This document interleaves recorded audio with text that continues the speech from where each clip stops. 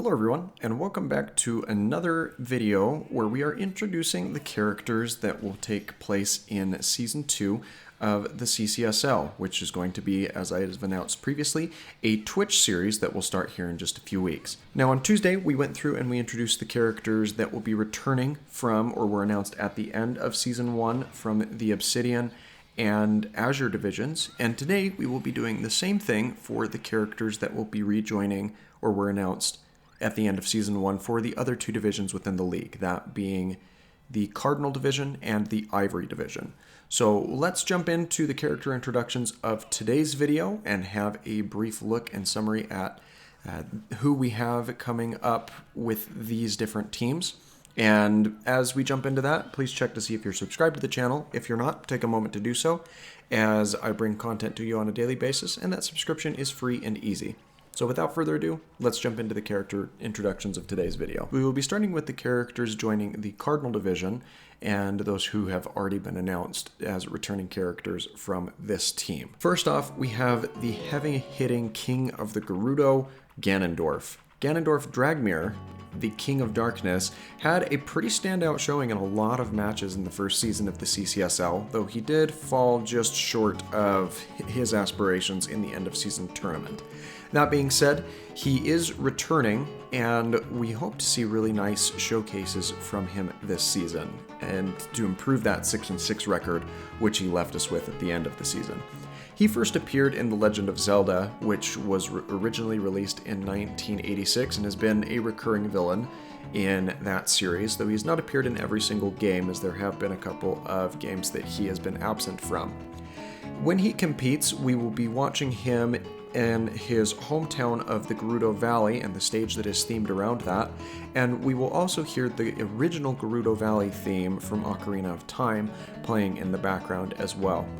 Ganon is a very heavy-hitting character and a beloved character of the Legend of Zelda series, so it will be really fun to see him return and just absolutely annihilate different characters as they come into his domain. Welcome back, Ganondorf, and we will see you out there on the battlefield. The second character that we have returning from Season 1 is Piranha Plant. And Piranha Plant, he's a bit of an oddball, but he performed very, very well, finishing the top combatant from the Cardinal division in Season 1 with a record of 9-3, though he did not advance very far in the postseason bracket. It was certainly a well showing from him, and things have been looking pretty good for Piranha Plant, all things considered. Nicknamed Bloom of Your Doom, he originally appeared in the original Super Mario as an enemy on stage 1-2, and has been a recurring Mario villain ever since then.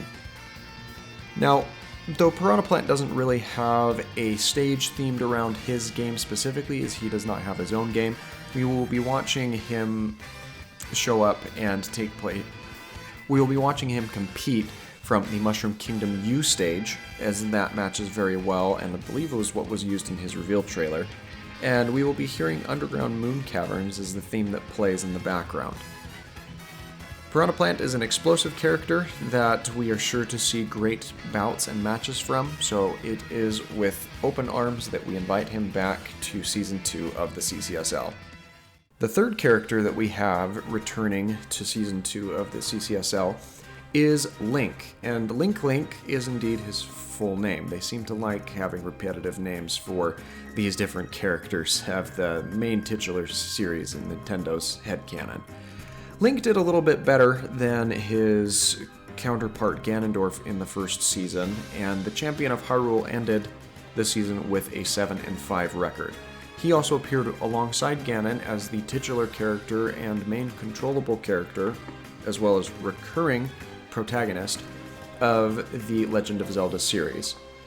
He will be competing from the Great Plateau Tower, and we will be hearing the Hidden Mountain and Forest theme playing in the background, as it has a certain triumphant element to it.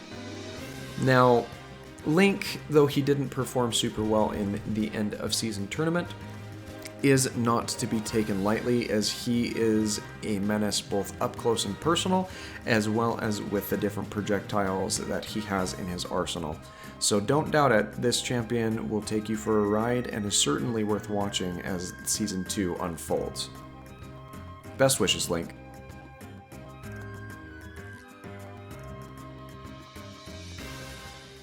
Our fourth combatant that was announced for the Cardinal Division at the end of Season 1 is Greninja. Though Greninja didn't appear in Season 1, he was locked in as a combatant for Season 2 as we got that underway.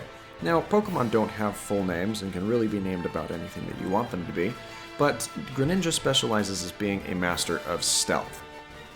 He is new, as we've mentioned, as of this season, so there's no first season analytics to go over, but his first appearance was in Pokemon X and Y, which were released in 2013. Now, in terms of the stage that we will be playing on, we will be focusing on gameplay from Prism Tower, which is a home stage viewed in the Pokemon games, and we will be seeing him appearing, and with his appearances, we will hear the Victory Road theme from Pokemon X and Y playing in the background. Now, Greninja has a very particular playstyle and can be very devastating if you underestimate him, so be sure to keep your eyes open and your faculties about you as you watch him appear in matches for the second season of the CCSL, as he's sure to be quite a shock, and don't let him shadow sneak up on you. So those are all of the returned characters from Season 1 for the Cardinal Division. Now let's look at the Ivory Division, and this division has had the most amount of changes to it, which we will go over in the character bios here. The first returning character and only repeat character from Season 1 that we have in the Ivory Division is Hiro, specifically Arusu. And this legendary hero was not only the only combatant to progress to the end of season finals, but the Season 1 champion of the CCSL, with a very commanding defeat of King Dedede in the final bracket. He originally appeared in Dragon Quest III, which was released in 1988, and his home stage of competition is Yggdrasil's Altar. And we hear the theme of, or the adventure theme of Dragon Quest III playing in the background as this combatant appears. Now, due to him outperforming the other members of his division and none of the other team members contributing in a significant way, this team, or this division, has been practically whitewashed, and all of the characters that we will see from here on out will be new faces that were not present in Season 1. That being said, Hiro's not going to go easy on him or back down, as he has a reputation to keep upkeep, and we are excited to see how he fares in Season 2 amidst a larger roster of characters. We'll see you out there, Arusu.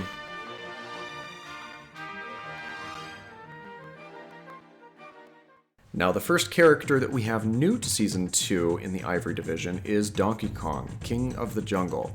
Donkey Kong has been around since the first iteration of Smash, and has been around longer than even Mario has been, with 1981 being the original game release. And yeah, Mario appeared in that same game, but he didn't have a name, so Donkey Kong officially is been around for a little bit longer than he has. Now, anytime that Donkey Kong competes at home, he will do so from the Congo jungle, and he'll hear the jungle level from Donkey Kong 64 playing in the background, and the remix edition of that, to be clear.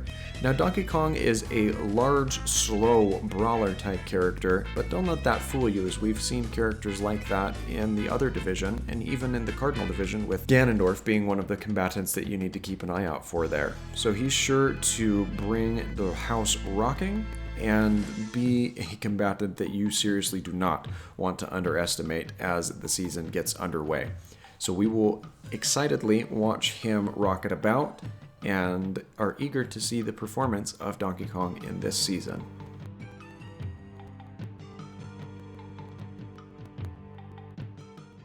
The third combatant that we have here in the second season of the CCSL is another new face, but this is Captain Falcon. Now, this is quickly turning into a side of the division that is chock full of characters that have been around since the first Smash game, But Captain Falcon is certainly one with a bit of flair on his side. Douglas J. Falcon, or the Supersonic Slugger, originally appeared in F-Zero, which released for the Nintendo Entertainment System in 1990. And his home stage of origin, which he will host his fights on, is Big Blue, and we will hear the new remix of Big Blue playing in the background of his fight. So, Captain Falcon is certainly a character that you do not want to underestimate, as he moves very quickly, has a lot of flashy moves, and heavy-hitting finishers. So it will be a very entertaining matchup whenever Captain Falcon shows his face and makes himself known amongst these combatants. So we're eager to see how he shows as well in comparison with the rest of the combatants scattered about the league. Alright, Doug, we will see you out there on the battlefield and are looking forward to your flashiness.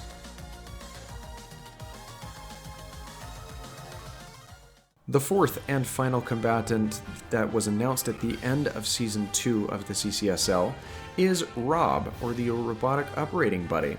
Now, Rob doesn't have really a game of origin, as he was introduced as a peripheral during the era of the Nintendo Entertainment System and the revival of video games as a whole during that time.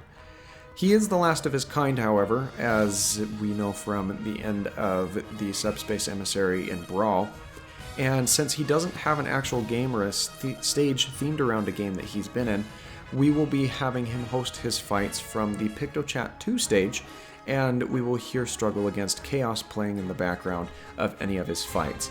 Now, Rob is easily one of the most mobile characters in the game, and he will certainly be a very difficult enemy to dispatch, as he has a very significant recovery and a reflection on his side B, which can prove to be the undoing of anyone who relies heavily on projectiles. So he will certainly be a menacing opponent as the second season gets underway. So we're excited to see how well he performs in comparison with all the other teammates in his division as well.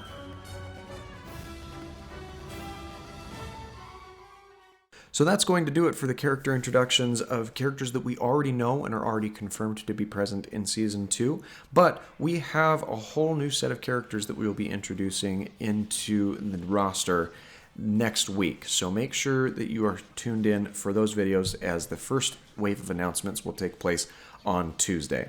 Thanks again for watching, and you have yourself a great rest of your day.